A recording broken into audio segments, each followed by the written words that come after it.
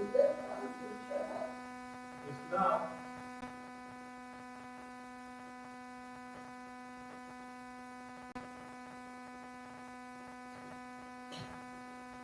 Did you listen in to the morning Marie's presentation this morning?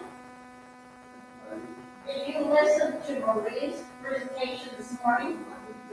No, I'm just curious how the pictures came on Sharon too. Because we're now able to. Yeah, we can't see the people, but if there are photos on, they can show up. Hey, Frye, I'm calling you for the Timbercrest chat. You got that?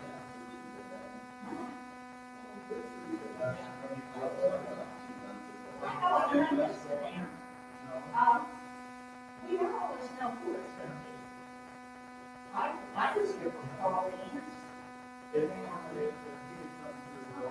Me and I were on before, but Okay. so I need to know about it. Oh, well, thank you, Ann.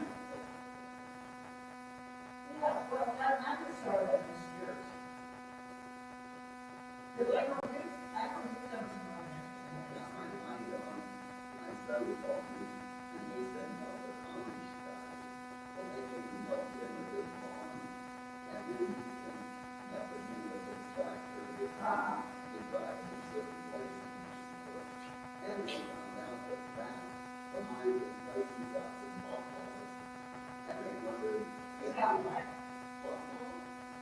Oh, wow. Is your papa? I didn't have one on Sycamore Street. Yeah. I guess I never figured out how. Persimmons, yes. I've known how to do persimmons. Quite different. Yeah. Yeah, I have a papa tree behind my house on Sycamore.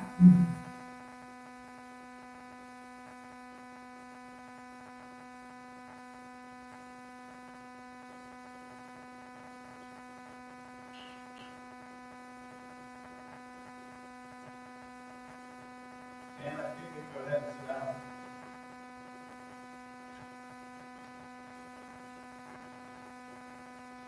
Does someone else have to turn it on that thing? I am. Alrighty, thank you. Can you hear us okay? Can you hear okay? I'm saying something. Can you hear it? Okay, all right, good. Well, thank you. Okay, bye.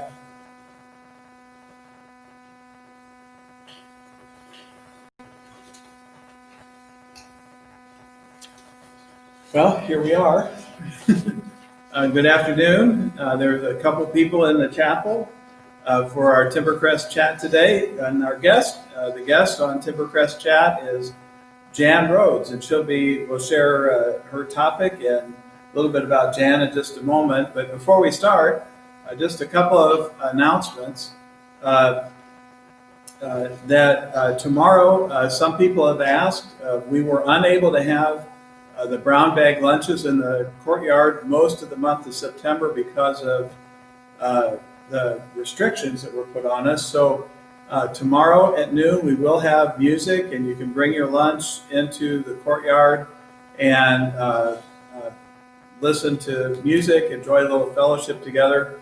And that's at 12 o'clock in the main courtyard here at Timbercrest. So please take advantage of that. There are also things going on that bring about the next month's Timberline. If you have other items to get into the Timberline, please get them to me as soon as possible, and we'll do that. Everything else is pretty much copacetic. I think we're all doing well, and everyone's doing fine. So we'll just jump right into our discussion. And so jumping in with me today is Jan Rhoades.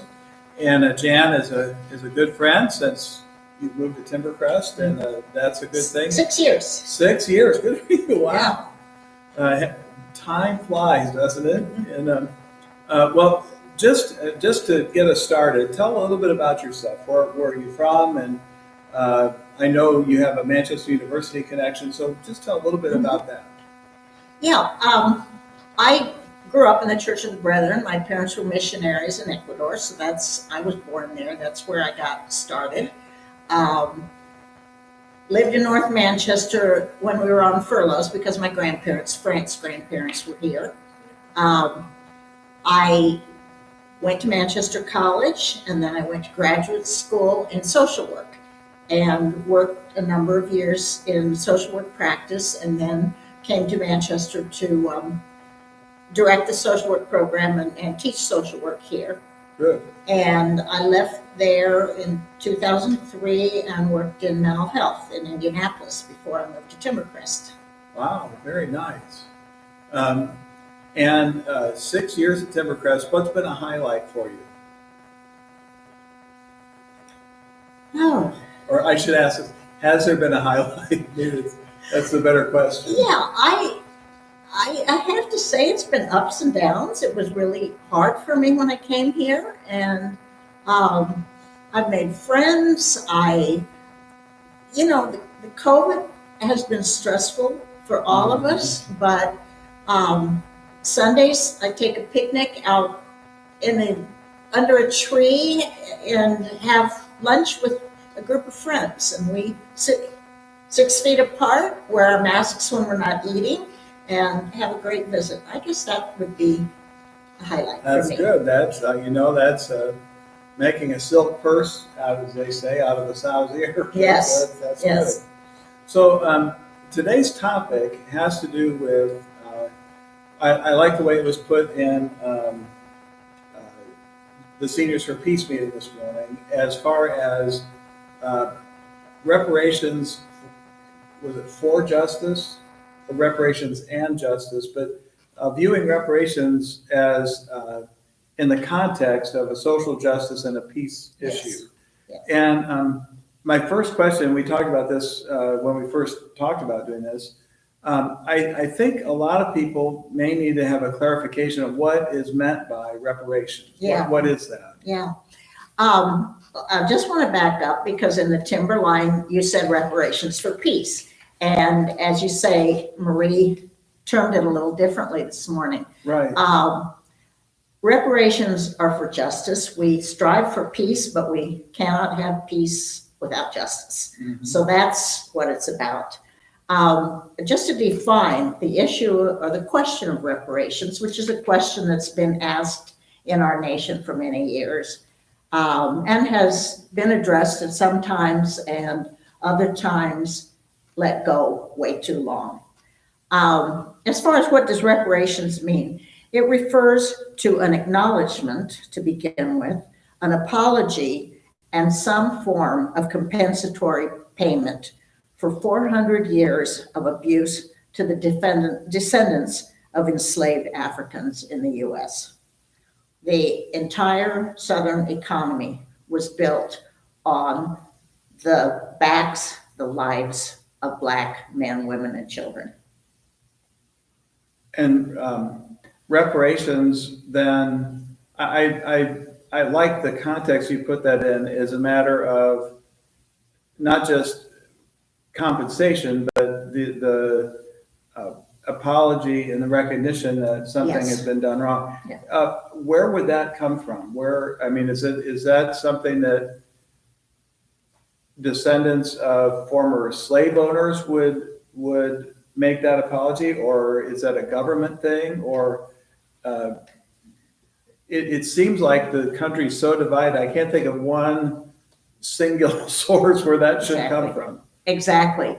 And yeah, I want to tell some stories along the way.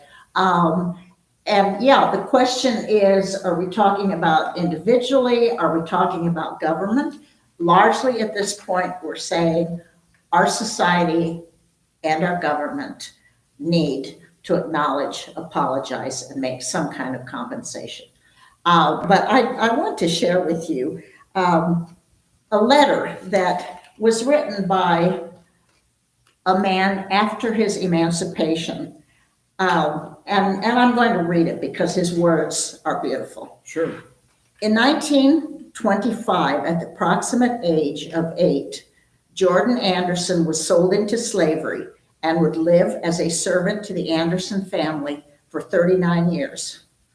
In 1864, the Union Army camped out on the Anderson plantation, and he and his wife, Amanda, were liberated. The couple eventually made it to Dayton, Ohio, where in 1865, Jordan received a letter from his former owner, Colonel Anderson. The letter kindly asked Jordan to return to work on the plantation because it had fallen into disarray during the war. Jordan dictated his response through his new boss, and it was published in the Cincinnati Commercial, the letter entitled Letter from a Freedman to His Old Master. Is not, as you'll see, not only hilarious, but showed compassion, defiance, and dignity. The letter mentions Miss Mary, Colonel Anderson's wife, Martha, his daughter, Henry, his son, and George Carter, who was a local carpenter. Okay, let me read this letter. Dayton, Ohio, August 7th, 1865. To my old master, Colonel P.H. Anderson, Big Spring, Tennessee.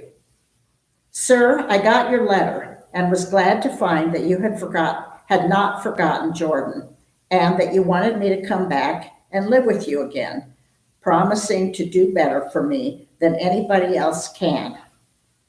I have often felt uneasy about you. I thought the Yankees would have hung you long before this for harboring Rebs they found at your house. I suppose they never heard about you going to Colonel Martin's to kill the Union soldier that was left by his company in their stable. Although you shot at me twice before I left you, I do not want to hear of your being hurt, and am glad you are still living. It would do me good to go back to the dear old home again and see Miss Mary and Miss Martha. Give my love to them all and tell them I hope we will meet in a better world, if not this. I would have gone back to see you all when I was working at the Nashville hospital, but one of the neighbors told me that Henry intended to shoot me if he got a chance. I want to know particularly what the good chance is that you propose to give me. I'm doing tolerably well.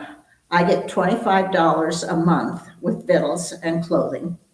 Have a comfortable home for Mandy. The folks call her Mrs. Anderson. And the children go to school and are learning well. The teacher says Grundy has a head for a preacher. They go to Sunday school, and Mandy and me attend church regularly. We are kindly treated. Sometimes we overhear others saying, them colored people were slaves down in Tennessee. The children feel hurt when they hear such remarks, but I tell them it was no disgrace in Tennessee to belong to Colonel Anderson. Many darkies would have been proud, as I used to be, to call you master. Now, if you will write and say what wages you will give me, I will be better able to decide whether it would be to my advantage to move back again. As to my freedom, which you say I can have, there's nothing to be gained on that score, as I got my freedom in 1864. Mandy says she would be afraid to go back without some proof that you are disposed to treat us justly and kindly. And we have concluded to test your sincerity by asking you to send us our wages for the time we served you. This will make us forget and forgive old scores and rely on your justice and friendship in the future. At $25 a month for me and $2 a week for Mandy, our earnings would amount to $11,680. Add to this the interest for the time our wages have been kept back, and deduct what you paid for our clothing and 3 doctor's visits to me, and pulling a tooth for Mandy. And the balance will show what we are in justice entitled to. Please send the money by Adams Express to Dayton, Ohio. If you fail to pay us for faithful labors in the past, we can have little faith in your promises in the future.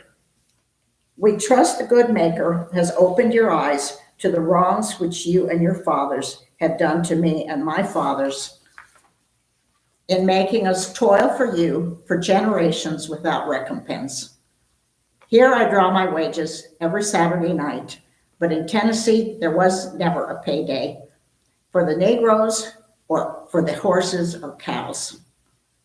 Surely there will be a day of reckoning for those who defrauded the labor of his hire. In answering this letter, please state if there would be any safety for my Millie and Jane, who are now grown up and both good-looking girls. You know how it was for poor Matilda and Catherine. I would rather stay here and starve and die, if it came to that, than have my girls brought to shame by the violence and wickedness of their young masters. You will also please state if there has been any schools opened for the colored children in your neighborhood. The great desire of my life now is to give my children an education and have them form virtuous habits. Say howdy to George Carter and thank him for taking the pistol from you when you were shooting at me. From your old servant, Jordan Anderson. Wow. Wow. That's really, that puts things in a very good perspective. Have there been efforts at reparations in the past, and what has become of them? Yeah, that's a good question, and definitely something that I want to share. There is some precedent for reparations paid by the government. Now, in this case, Jordan Anderson was speaking for himself. Sure. White Americans opposed to paying reparations to descendants of slaves might not realize their ancestors received them after the slaves were freed. President Abraham Lincoln paid white Union loyalists up to $300 for every enslaved person they freed. That's right. Slave owners got reparations. Enslaved African Americans got nothing for their generations of stolen bodies, snatched children, expropriated labor, other than their mere release from legal bondage. So the Tennessee colonel that you were just talking about. Yes. If he had, I don't know how many, if he had 10 slaves and let them go, the government paid him as a slave owner $300 a person and nothing to the slave. Well, is that how that worked? Let's clarify that, because Abraham Lincoln paid it to the Union loyalists. Oh, okay. So there were Union loyalists who also were slaveholders and didn't free their slaves. The slaves were freed. This was not done for the defeated Confederates. Oh, okay. So this was something Abraham Lincoln did to compensate the Union loyalists because they had to give up their slaves.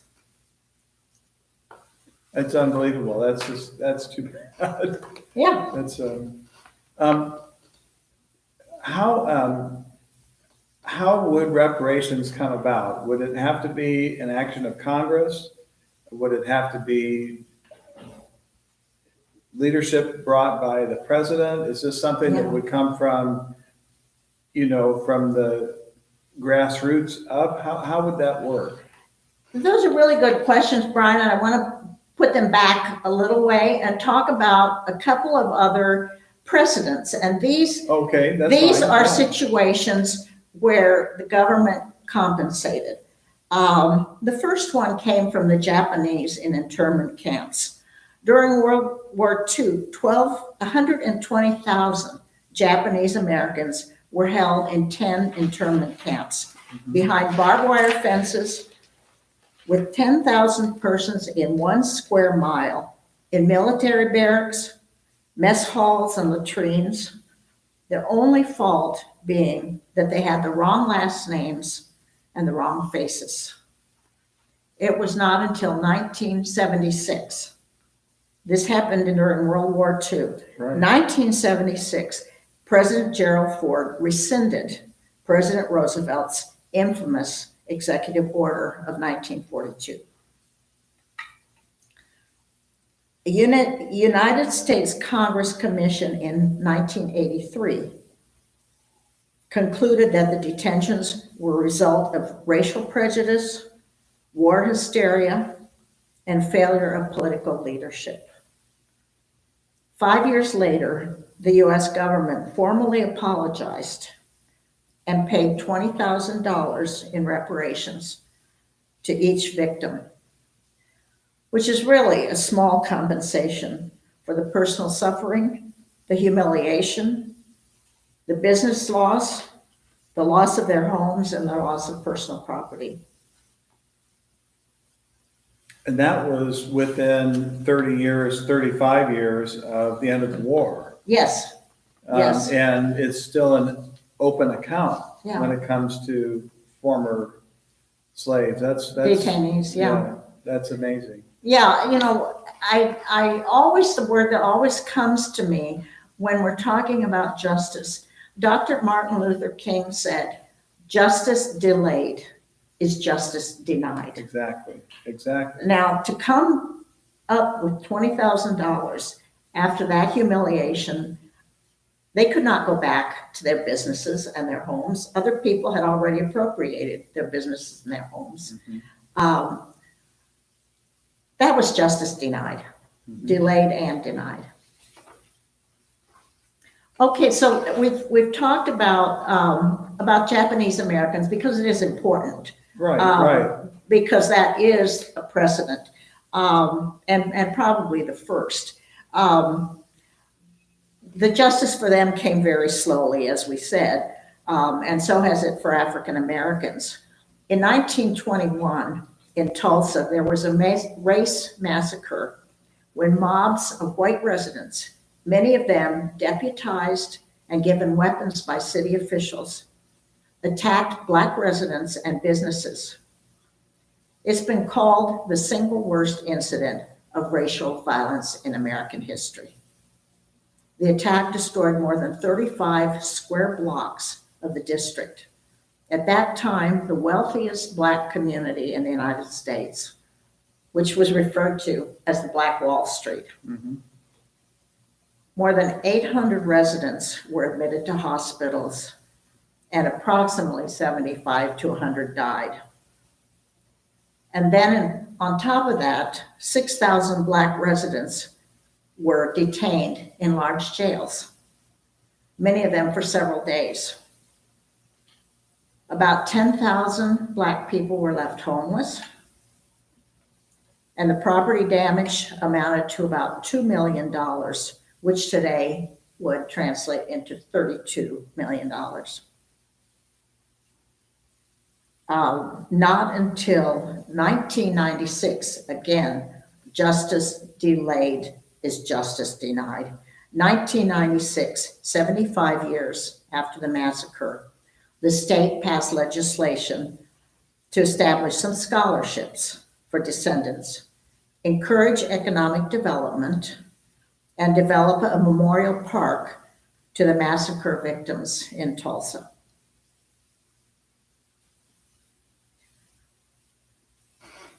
Just another example of white mob violence. Mm-hmm. In 1923, the Rosewood Massacre, a racially motivated massacre of Black people and destruction of a Black town in Florida.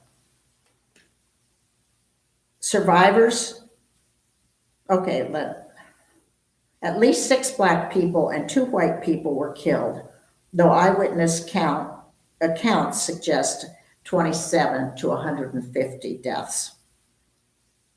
Although the rioting was widely reported around the United States, few official records were documenting the event. The survivors and their descendants and the perpetrators remained silent for all those years. 60 years after the rioting, the story of Rosewood was revived. Survivors and their descendants organized to sue the state for having failed to protect Rosewood's Black community. 70 years later, in 1993, Florida became the first U.S. state to compensate survivors and their descendants for damages that were incurred because of the racial violence. The compensations at that time came in terms of cash benefits to survivors. Now, this is 70 years later. The survivors were very few, and they had to have been children at the time. Small sums for the descendants, along with college scholarships. So those are two examples of reparations to Black communities. Again, I have to say, justice delayed is justice denied. Mm-hmm. Yeah, it's interesting to know those happened on a relatively local level. Yes. From the state in Florida and sounded like from the city of Tulsa, rather than the state of Oklahoma. Well, it's the state of Oklahoma eventually, yes, that made a reparation. How would something like that happen, though, on a national level, or could it happen on a national level? Okay, and that's a really good question. What are we looking at today?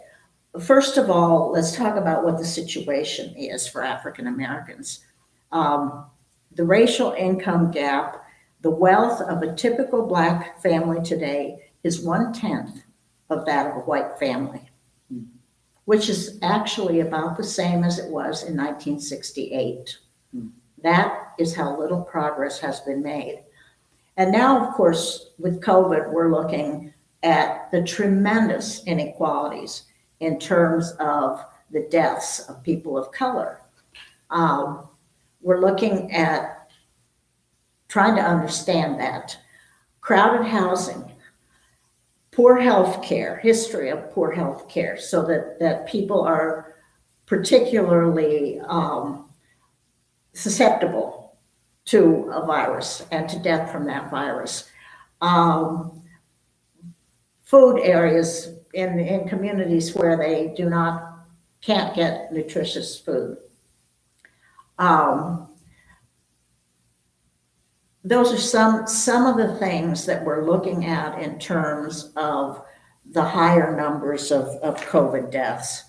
I think I already said crowded housing, which means that we have generations living together. I think the other thing that is happening during this coronavirus crisis is that people of color are, for the most part, working in what we call essential jobs. Mm-hmm. Now, that means they're caregivers, children, older adults, people with disabilities, people of color, and much higher numbers are in those caregiving positions. They're also in meatpacking plants.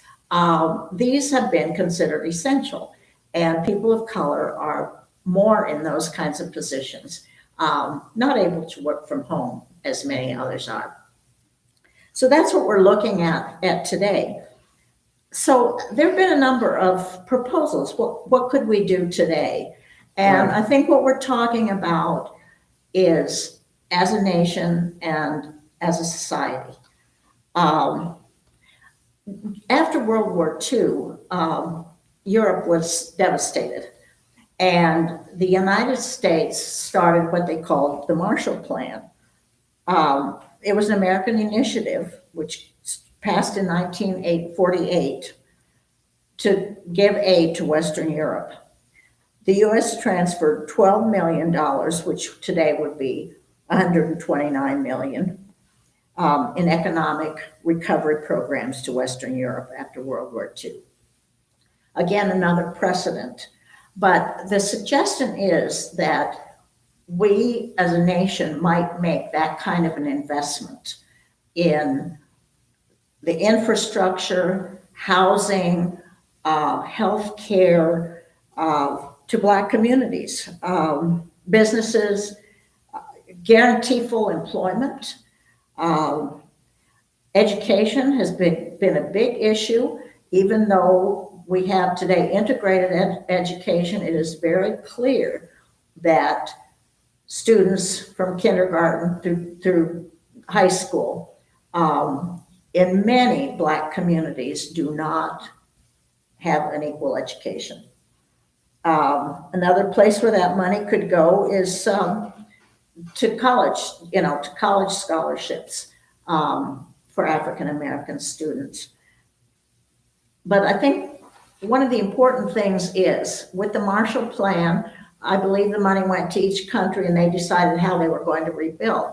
I think the important thing is that the white power structure, government in this country, cannot make the decisions for African American people about how to rebuild their communities and their health.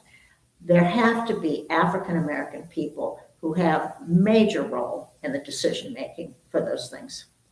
That makes a lot of sense to me, and that's not necessarily an angle that I had heard before, but I think it's good. I know one of the objections that you hear when you say, well, I think this is a good idea, is that people say, well, we're going to write a check to all these people, and honestly, I'm not that well studied about it. I know how I feel about it, but I'm not that well studied about it. But this idea of investing in communities like that does seem not only to, I mean, it seems to me to be a deeper commitment than writing checks to individuals. You know what I mean?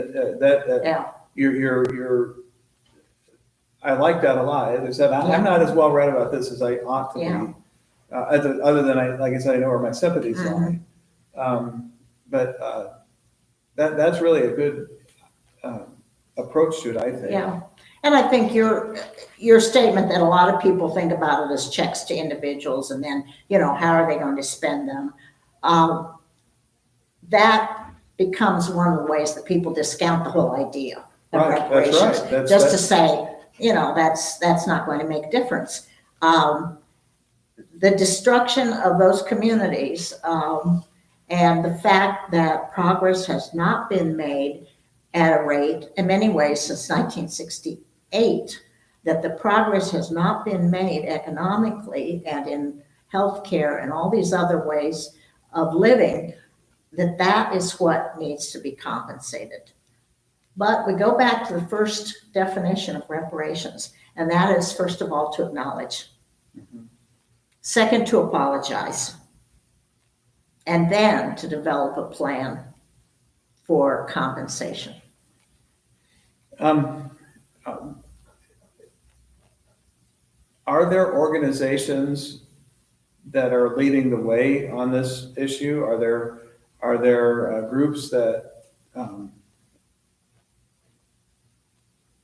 I don't know, maybe NAACP or other groups like that are leading the way, or maybe, I guess what I'm thinking is maybe a group more specific than the NAACP. Are there groups like that are involved?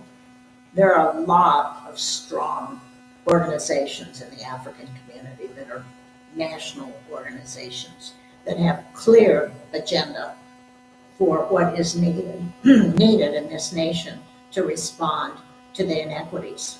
How can we? But the other thing is that, yes, that a proposal has been in Congress repeatedly just to have a study committee. I can't think of his name, African American representative. Every year that he was in Congress, he put in a proposal for a bill just to have a study commission. He wasn't saying how it should be done. Let's just study this. Let's look at the issues. So that's kind of where it is. And it never went anywhere? It did not go anywhere, not even a study commission. So that's where we are right now as a nation in terms of moving on this. And I think today the evidence of inequality is so much clearer than has ever been, that I can only hope that this is a time of transformation for our nation, of coming to terms with the reality. Yeah, that's really excellent. That's a very good point. I mean, this is a transformational time. Mhm. Before we go, I asked about organizations. A couple of years ago, maybe not that long ago, the Atlantic did a very good. Mhm. I think the entire issue is dedicated Yeah. to the issue of reparations. Yes. Are there other books or reading materials that you would recommend for somebody that may want more information about this, or websites to go to? Yeah, the article in the Atlantic is Ta-Nehisi Coates, and a number of the things that I've used today come from that article. He obviously makes a much clearer case for where we are today and what the inequalities are today. Another book is Gene Robinson, I believe, and his book is entitled The Debt. Anyway, it's Robinson, and I don't have the first name on there, but it's called The Debt. And there he makes some very clear proposals for what might be done in order to pay that debt back. Are you talking about Gene Robinson, the Episcopal bishop? No, and I may have. Do you know? He's a columnist, I think. Yes. Where's the column for the Journal Gazette? Oh, okay. What is it? He writes a column for the Journal Gazette. No. This is not the Journal Gazette. Not. No, this is national author. At any rate, it's Robinson, and the title is The Debt. And again, I drew on some of that for the background that I presented. I wonder if maybe we ought to look to see if we can get that book in the Timbercrest library. Yeah. That'd be good. So, well, time flies when you're having fun, Yeah. and the Timbercrest chat always ends way before I think it should. Yeah. Every week, every time we have one of these, I ask the guest, and especially since you live here, this is pertinent, about the coronavirus does kind of still cast a pall. We're in a good place right now, Timbercrest is, but there's still, I think, a sense of fear and a little bit of apprehension about things. What would you say to encourage everybody and your friends and neighbors here about dealing with some of those feelings that the virus has brought? First of all, I have nothing but gratitude for what Timbercrest has done to protect us. It's hard. It's hard at times. I don't know how many months we went from the manor not even going off grounds. Over a 6-month period, I think the pieces we've been able to go off maybe add up to 6 weeks, if that much. It's hard. I get low. Like I said, I share with friends. We talk about other things. We support each other. To me, gratitude is a big thing. Once we were able to go off grounds this week on Tuesday, I ran a number of errands.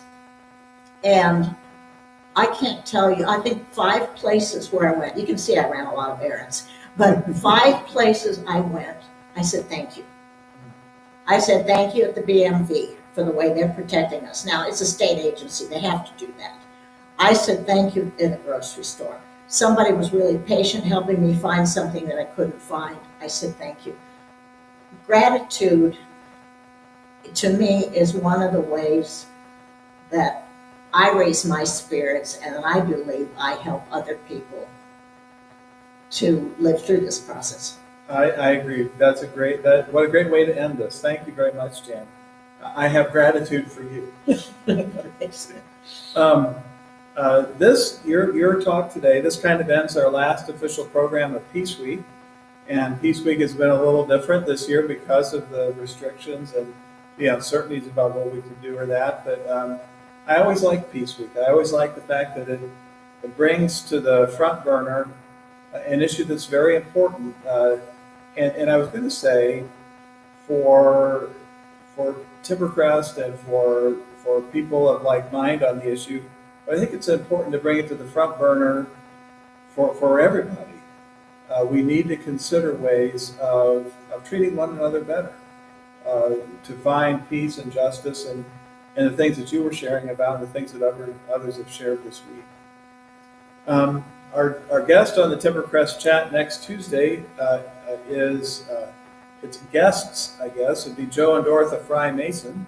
They're going to be talking about a few of their life experiences and including the unique experience that they have that others have as well, of finding a new way of living together after both of them being widows. I think that'll be an interesting conversation. Dorothy, especially, Joe's too is interesting, but Dorothy's especially interesting, I think. So, thank you for watching, and I'll go turn this off in the back, and we'll be ready to go.